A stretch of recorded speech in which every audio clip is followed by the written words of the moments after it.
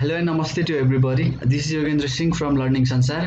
र यो चाहिँ हाम्रो wordpress को इन्ट्रोडक्सन भिडियो मात्रै हो. यसमा चाहिँ हामीले केही पनि सिक्ने छैनौं. यसमा चाहिँ हामीले wordpress को बेसिक कुराहरु के हो त्यो सबै कुराहरु चाहिँ सिक्ने छौं. हामीले चाहिँ प्रिभियस ट्युटोरियलमा चाहिँ हामीले ब्लगरको सबै कुराहरु चाहिँ सिकिसकेका छौं. जसले चाहिँ ब्लगर सिकेर यो भिडियोमा आउनु भएको छ या यो ट्युटोरियलमा आउनु भएको छ भने त्योहरुलाई चाहिँ अलमोस्ट सबै कुराहरु चाहिँ थाहा भइसकेको होला ब्लगरको सेटअपको बारेमा र ब्लगरको नेक्स्ट स्टेप ब्लगरमा जे कमी कमजोरीहरु भेटिन्छ त्यो कमी कमजोरीहरुलाई चाहिँ ओभरकम गर्नको लागि चाहिँ वर्डप्रेस बनाइएको हो र वर्डप्रेसमा चाहिँ नर्मली हजुरहरुले धेरै कुराहरुलाई चाहिँ इन्क्लुड गर्न सक्नुहुनेछ जुन कुराहरुलाई चाहिँ हजुरहरुले HTML कोडिङमा गर्नुपर्ने हुन्छ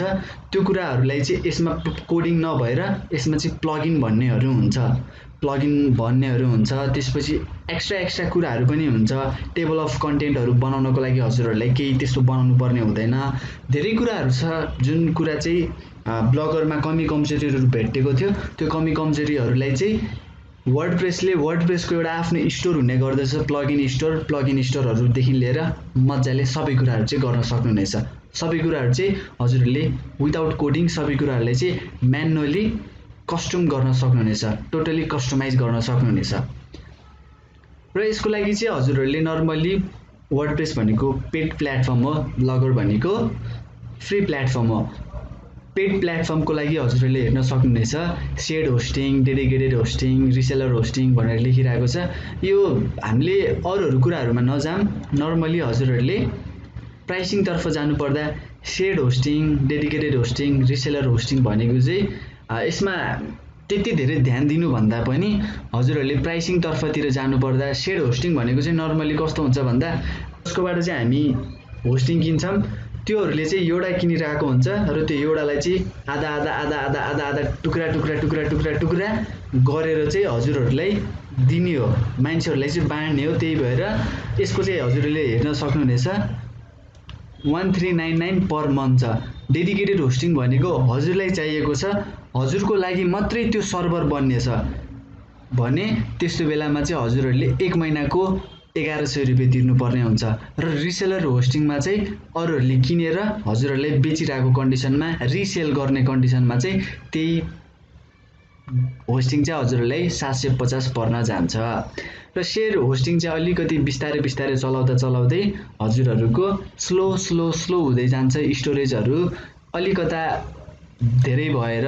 हजुरहरुको त्यसमा लोडहरु थपिने भएको भएर त्यो अलिक स्लो हुँदै जान्छ प्राइसिङ अनुसारको हजुरहरुले त्यसमा बेनिफिट पाउनुहुनेछ भने यसमा चाहिँ प्राइसिङ हजुरहरुले हेर्न सक्नुहुनेछ 1 महिनाको 1100 पर्ने भएको भएर यसमा डेडिकेटेड र्यामहरु हुने गर्दछ यसमा चाहिँ छुट्टै र्यामहरु हुने छैन हजुरहरुलाई फ्री डोमेन मिले तापनि हजुरहरुलाई अरु धेरै कुराहरुमा चाहिँ कमी कमजोरीहरु भेट्न सक्नुहुनेछ तर हजुरहरु स्टार्टअप गर्न खोजिरहनु भएको छ वर्डप्रेस भनेको एक्चुअलमा के हो भनेर चाहिँ हजुरहरुले बुझ्न खोजिरहनु भएको छ भने हजुरहरुले 1399 अथवा 1400 पर मन्थको चाहिँ हजुरहरुले यो प्लानलाई चाहिँ हजुरहरुले पर्चेज गर्न सक्नुहुनेछ र यहाँ चाहिँ फ्री डोमेन लेखिरहेको छ यो डोमेन पनि यसमा इन्क्लुड हुनेछ र नर्मली हामीहरुले बुझ्नु पर्दा के बुझ्न सकिन्छ भने हामीले हाम्रो ब्लगलाई चाहिँ एडभान्स लेभलमा लग्न खोजिरहेका छौं भने त्यो कन्डिसनमा चाहिँ हामीले वर्डप्रेस युज गर्न सकिन्छ र वर्डप्रेसको हामी जसरी हामीले ब्लगरको ट्युटोरियलहरु बनाएका थियौं त्यो ट्युटोरियल जस्तै हामी वर्डप्रेसको पनि बनाउने छौं र वर्डप्रेसको ट्युटोरियलहरु चाहिँ हजुरहरुले मज्जाले हेरिदिनु होला किन भन्दा ब्लगरको तुलनामा चाहिँ यसमा धेरै कुराहरु एडभान्स लेभलको कुराहरु हुन्छ जसलाई चाहिँ हजुरहरुले बुझ्न एकदमै जरुरी हुन्छ सो गाइज हजुरहरुले अपकमिङ सबै ट्युटोरियलहरुलाई चाहिँ मज्जाले हेरिदिनु होला हाम्रो यो कोर्स चाहिँ एडभान्स लेभलको कोर्स हुनेछ त्यही भएर सबै कुराहरुले चाहिँ पोइन्ट सबै कुरा पोइन्ट जोडेर चाहिँ हजुरले हेरिदिनु होला र आफ्नो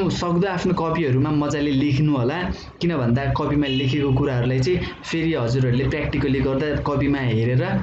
गर्दा त्यो अलिक इफेक्टिभ हुने भएको भएर म चाहिँ हजुरहरुलाई त्यो कुरा सजेस्ट गर्न चाहन्छु र आफ्नो भाइहरुलाई चाहिँ शेयर गरेर ब्लगरको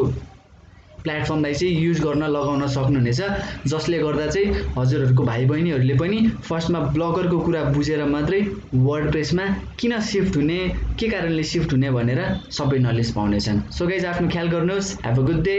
जय नेपाल